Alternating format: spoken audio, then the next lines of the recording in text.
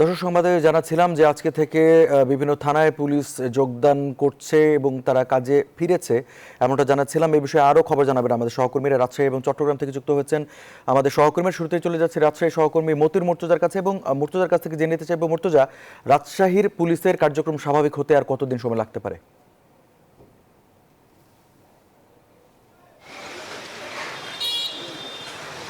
Ranju, police সদস্যরা কিন্তু কয়েকদিন থেকে তারা কাজে ফিরেছেন, থানায় যোগ দিয়েছেন। রাজশাহী মেট্রোপলিটন পুলিশ এবং রাজশাহী জেলা পুলিশের অধিকাংশ থানা কিন্তু চালু রয়েছে।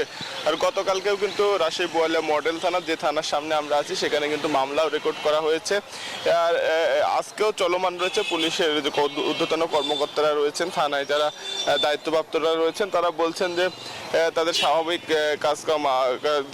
কাজকর্ম সেটা আজকে থেকে শুরু হতে পারে। বাংলাদেশ সেনাবাহিনী এবং ছাত্র জনতার সহায়তায় কিন্তু থানার কার্যক্রম চলছে বেশ কয়েকদিন থেকেই। আর গতকালকে আমরা দেখছি যে রাজশাহী শাহ মখদুম থানায় কিন্তু তারা টহল কার্যক্রমও চালু করেছে। পাশাপাশি কিন্তু অন্যান্য যে থানা রয়েছে সেখানেও কিন্তু কার্যক্রম চালু রয়েছে। তবে এই থানার ব্যাপক ধ্বংসযজ্ঞ চালানোর কারণে কিন্তু অধিকাংশ পুলিশ সদস্যেরই কাপড় যে ড্রেস রয়েছে সেই ড্রেসও পড়ে গেছে। ফলে অধিকাংশ পুলিশ সদস্য কিন্তু ড্রেস ছাড়া এখন সিভিলে অফিস করছেন। তবে তারা বলছেন যে আগামী 2-1 দিনের মধ্যেই তারা পোশাকে কাজ শুরু করবেন এবং থানার যে কার্যক্রম সেই কার্যক্রম একেবারে স্বাভাবিক করা হবে। সাধারণ মানুষ যারা রয়েছেন তারা এসে থানায় সেবা নিতে পারবেন। জিডি মামলা সহ যে অন্যান্য কার্যক্রম রয়েছে সেগুলো চলমান থাকবে। এবং আমরা রাজপাড়া থানায় কথা বলেছি, সেখানে লাশের যে সুরতহাল প্রতিবেদন সেটিও তারা করছেন বলে আমাদেরকে জানিয়েছেন যে রাজপাড়া থানার ভারপ্রাপ্ত কর্মকর্তারা। আমরা রাজশাহীর ঊর্ধ্বতন কর্মকর্তাদের সাথে বলেছি, তারা বলেছে যে একেবারে স্বাভাবিকভাবে কার্যক্রম চালুর ব্যাপারে তারা সবসময় কাজ করছেন। খুব দ্রুতই সকল থানায় রাজশাহীর একেবারে স্বাভাবিক কার্যক্রম চলবে। পুলিশের টহল অব্যাহত থাকবে, থানার অভ্যন্তরীণ কাজকর্ম চলবে। আর সেনাবাহিনীর সদস্যরা রয়েছেন, তারা জানিয়েছেন যে সার্বিক নিরাপত্তা দেওয়া হচ্ছে। থানায় কোনো ধরনের বিশৃঙ্খলার আশঙ্কা এখন আর রাজশাহীতে নেই। এই ছিল রাজশাহী থেকে সর্বশেষ। চট্টগ্রাম থেকে আরো খবর জানাচ্ছেন সহকর্মী জয়। আমরা যাচ্ছি জয়ের কাছে। এখন এমনই ফুরফুরে মনে থাকবে সবাই। বসুন্ধরা টয়লেট্রিজ, ফুরফুরে মন সারাক্ষণ।